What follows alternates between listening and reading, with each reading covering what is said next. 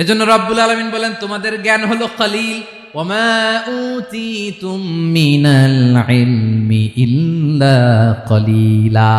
একেবারে যত সামান্য জ্ঞান আমি আল্লাহ তোমাদেরকে দিয়েছি, আসল জ্ঞান ভান্ডার একমাত্র আমি আল্লাহর কাছে। এজন্য জ্ঞানের বড়াই করা যাবে না। আল্লাহ বলে আমি যদি জ্ঞান দেই তাইলে তোমরা জ্ঞান পাও, এছাড়া জ্ঞানের কোনো মাধ্যম দুনিয়াতে। আসসালামু আলাইকুম ওয়া রাহমাতুল্লাহি তাআলা ওয়া বারাকাতুহু।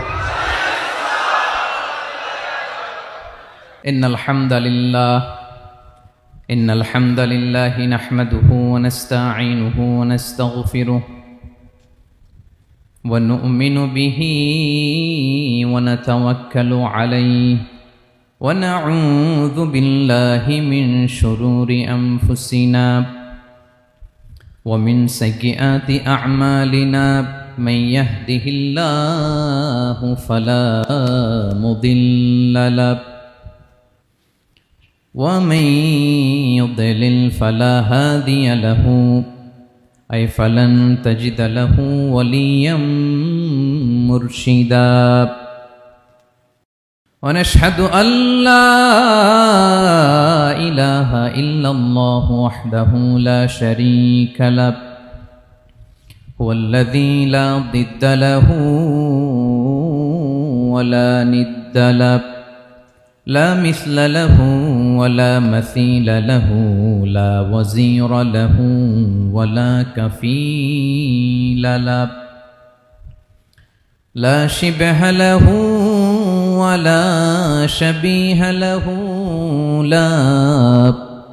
ولد له ولا والد له وهو الواحد الفرد الصمد لم يلد ولم يولد ولم يكن له كفوا أحد ونشهد أن سيدنا ونبينا وحبيبنا وبشيرنا ونذيرنا وطبيبنا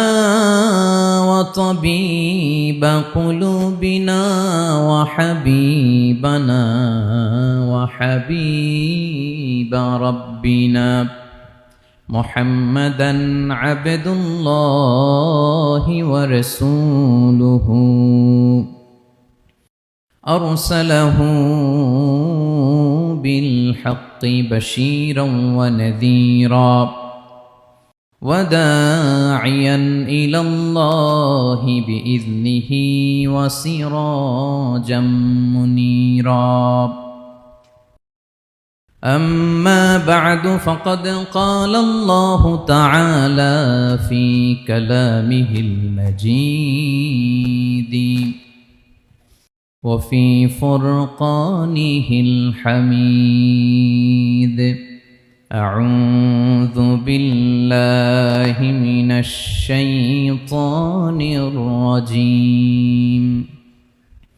بسم الله الرحمن الرحيم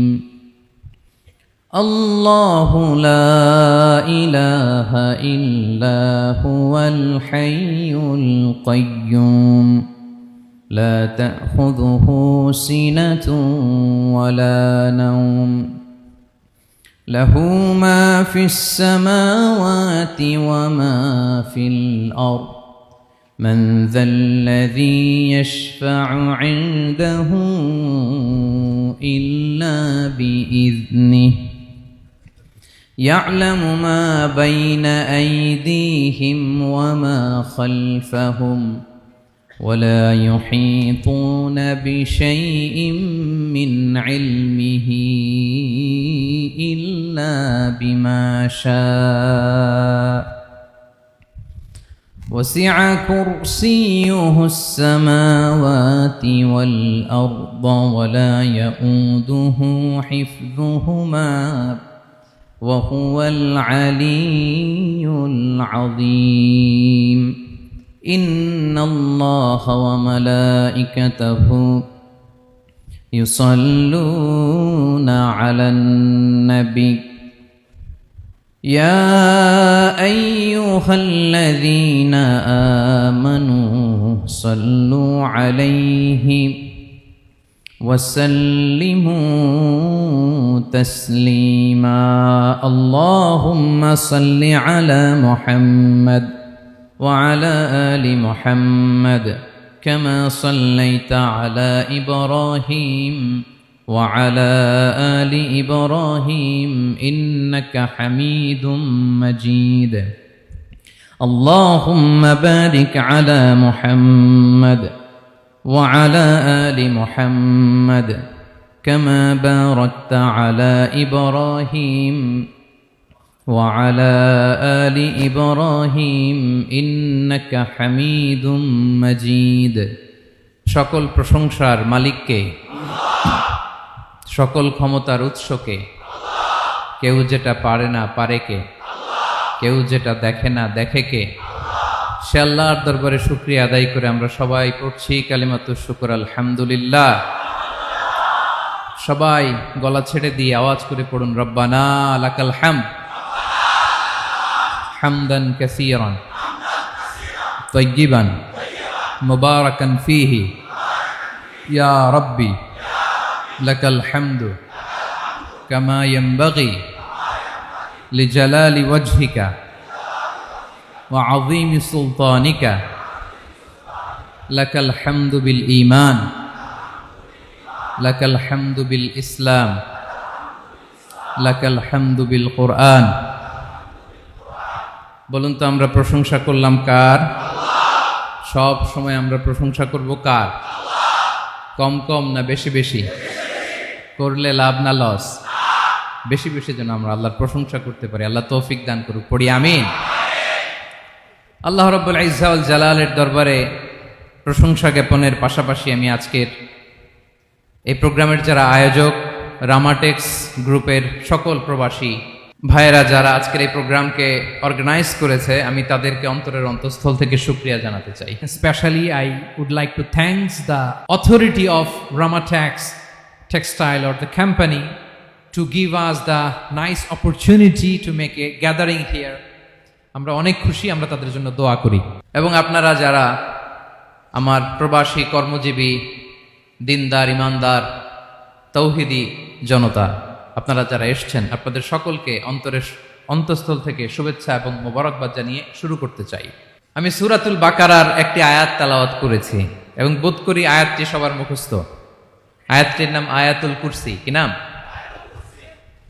255 নম্বর আয়াত সূরাতুল বাকারা আয়াত নাম্বার 200 সবাই বলুন 255 নম্বর আয়াত মুখস্থ আছে সবার পড়েন তো পড়েন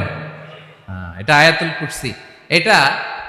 কোরআনের সবচাইতে দামি আয়াত 6236টা আয়াতের মধ্যে থেকে সবচাইতে দামি আয়াত এটা আযমু আয়াতিল কুরআনিল কারীম আল্লাহর কোরআনের সবচাইতে দামি আয়াত the greatest verse in the Quran উবাই ইবনে কাআব রাদিয়াল্লাহু তাআলা আনহুকে বিষ্ণু সাল্লাল্লাহু আলাইহি ওয়াসাল্লাম জিজ্ঞেস করলেন উবাই বলো তো কোরআনের কোন আয়াতটা সবচেয়ে সেরা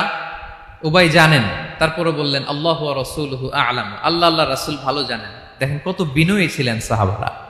জেনে উত্তর দিতে চাইতেন না ভাবতেন না জানি বিশ্বনবী নতুন কিছু আমাদেরকে জানায় বিশ্বনবী আবার বললেন তুমি কি জানো কোরআনের সবচেয়ে শ্রেষ্ঠ আয়াত কোনটা এবার উবাই ভাবলেন এবার আমি উত্তরটা দিয়েই দেই তিনি বললেন আয়াতুল কুরসি আল্লাহু লা ইলাহা ইল্লা হুয়াল হাইয়ুল কাইয়ুম এটা শ্রেষ্ঠ আয়াত বিশ্বনবী খুশি হয়ে উবাই ইবনে কাবের বুকে একটা চাপড় মারলেন এরকম আদরের চাপড় দিয়ে বললেন লিয়াহনিকাল ইলমু ইয়া আবুল মুনজির হে আবুল মুনজির জ্ঞান এবং প্রজ্ঞা তোমার জন্য মোবারক হোক তুমি ঠিক বলেছো সুবহানাল্লাহ পড়ে তাহলে এই প্রথম ইনফরমেশনটা আজকে জানলাম কোরআনের সর্বশ্রেষ্ঠ আয়াতের নাম সবাই বলবেন একসাথে কোরআনের সর্বশ্রেষ্ঠ আয়াতের নাম কোন সূরায়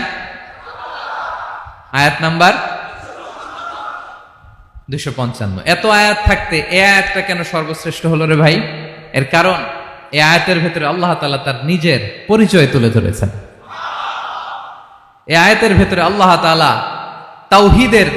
পরিচয় দিয়েছেন একত্ববাদ তিনি যে একক আমাদের রব কয়জন নাকি দুইজন তিনজন কয়জন আমাদের রব একজন এক আল্লাহর পরিচয় আছে এখানে আল্লাহর জ্ঞান, আল্লাহর ক্ষমতা, আল্লাহর